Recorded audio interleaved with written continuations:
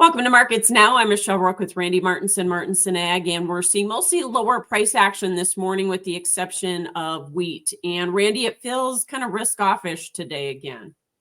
It does. I mean, it just seems like since the reports came out, we just don't have any more news coming into the market. And what is out there is just getting kind of rehashed and causing this market to kind of drift. And, you look at everything, as much as we've dropped, I know wheat isn't in a technically oversold condition yet, but corn and beans are. And with, Minneapolis wheat, Kansas City wheat and corn, testing contract lows almost on a daily basis, one would expect some strength to come in this market, but we just can't get anything underneath it. No, that's true. And then we're getting some pressure from the outside markets, China GDP news out. That's part of it, but there's other complicating matters here in terms of the outside markets, right?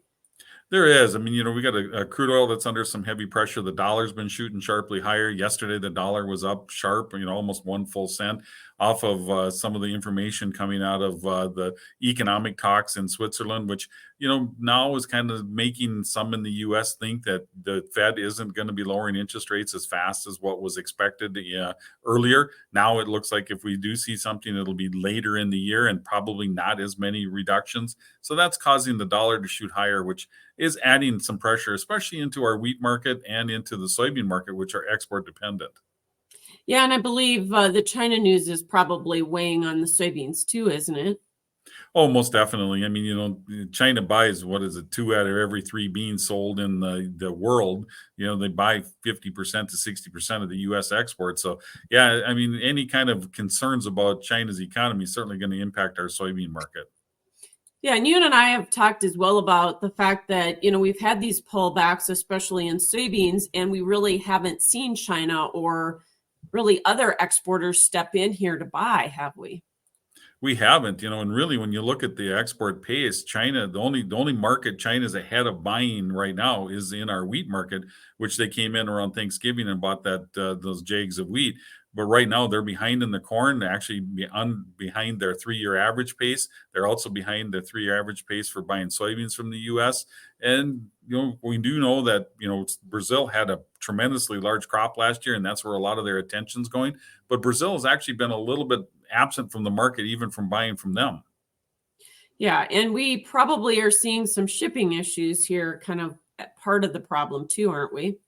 Yeah, that isn't adding into the trouble. I mean, I think we've got some of the cheapest prices when you look at it as far as what the product is. But when you throw in the shipping costs, then we start to get to be a little uncompetitive, mainly because of, of course, the issues in the Panama Canal. Also, you're looking at issues in the Mississippi River, in the Delta, or in the port, the Gulf of Mexico. You're also looking at trouble in the Red Sea with the attacks that's taking place. Mm-hmm. Corn and soybeans also feel like we're still seeing some report hangover. Yeah, I think so. I mean, you looked at those numbers and they were a little bit daunting, especially when you look at it for corn. I thought it was surprising that we saw such a big increase in yield, especially in Nebraska. And then also seeing the fact that we're looking at, the world stocks increase so much because of the increase in China's production. Those two really, I think, hit the corn market pretty hard. You are right about that. What about the corn market? We've been flirting with that 441 contract low from last Friday in the March contract. If we don't hold that today, Randy, where's the next area of support on the charts? I'm looking at 435 as the next level. I mean, I think the market seems kind of destined to want to break down. And, I would hate to see us break through that. We're starting to get corn down the cash price into the threes. That's pretty cheap compared to where we were a year ago. And soybeans, the low on report day was down in that 1203 area. So $12 needs to hold. If we don't hold that, where do we go? Boy, if we don't hold that $12 level, which is kind of the level that we had, some gaps that came into play back in June 9th, I think it was. If we break through that $12 level, then I think we're looking at 1185 as the next target for the March soybean contract. Okay. Wheat, as I mentioned, just a little bit higher this morning. Is that short covering? I mean, you had Minneapolis wheat hit new contract lows yesterday. In Kansas City was close. So I do think so. I mean, when you look at the numbers were actually friendly wheat, even though, we haven't seen much demand. We're looking at stocks increase or decreasing, which wasn't expected. And we're looking at less winter wheat acres. So I think the market needs to kind of readjust what they're looking at as far as the pressure that we've been seeing in wheat. Yeah, down 2.27 million acres in terms of winter wheat. Are you thinking that spring wheat is going to start seeing maybe some of the same thought process as far as less acres too up in the north?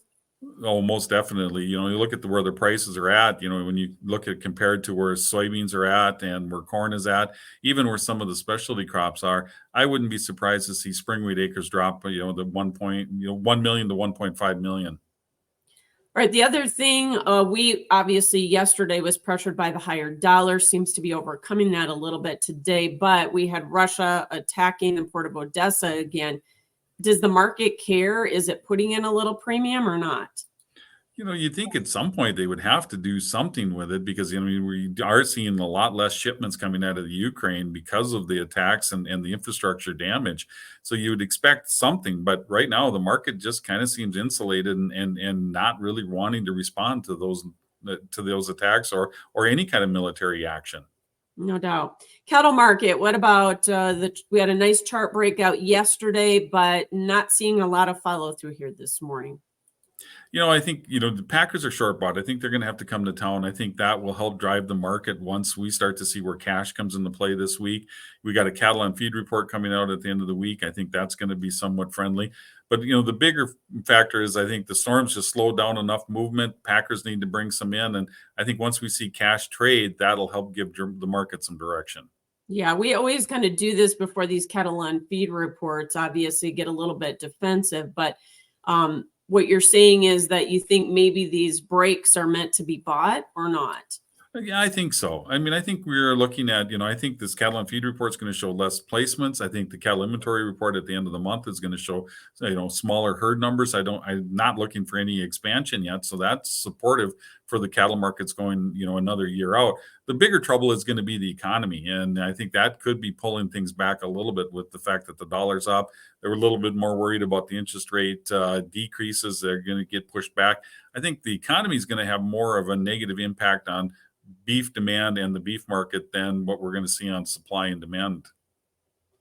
Well, we've held together pretty well with demand, despite the last year and a half or so with these higher interest rates and everything else we've thrown at it.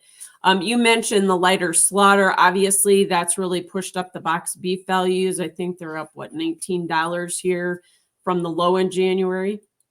Yeah, and that shows that, or hopefully is going to show that the Packers will come to town and start bidding up for product because their margins are going to be there. So I would expect that, this week they're going to need to buy some and hopefully that'll tighten up cash.